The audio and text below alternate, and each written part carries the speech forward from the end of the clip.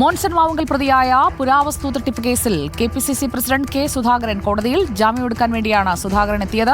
കേസിൽ ഹൈക്കോടതി നേരത്തെ സുധാകരന് ജാമ്യം അനുവദിച്ചിരുന്നു. വിവരങ്ങളുമായി അലമീൻ. കെ സുധാകരന്റെ ദൃശ്യങ്ങൾ നമുക്കിപ്പോൾ കാണാം. അഡീഷണൽ ചീഫ് ജുഡീഷ്യൽ മജിസ്ട്രേറ്റ് കോടതിയിൽ ഇരിക്കുന്ന ദൃശ്യങ്ങളാണ് നമ്മളിപ്പോൾ കണ്ടുകൊണ്ടിരിക്കുന്നത്. എന്തൊക്കെയാണ് വിവരങ്ങൾ?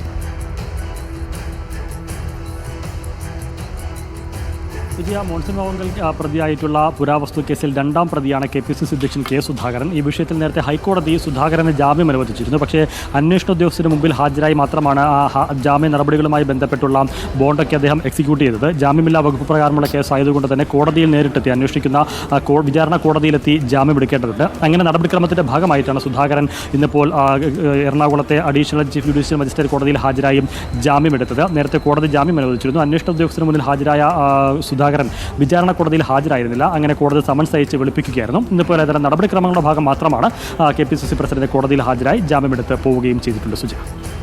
കെ സുധാകരൻ ഇപ്പോൾ കോടതിയിൽ എത്തിയിരിക്കുന്നു. നടപടിക്രമങ്ങളുടെ ഭാഗമായി ജാമ്യം ലഭിക്കുന്നതിന്റെ ഭാഗമായി എത്തിയിരിക്കുകയാണ് കെ സുധാകരൻ.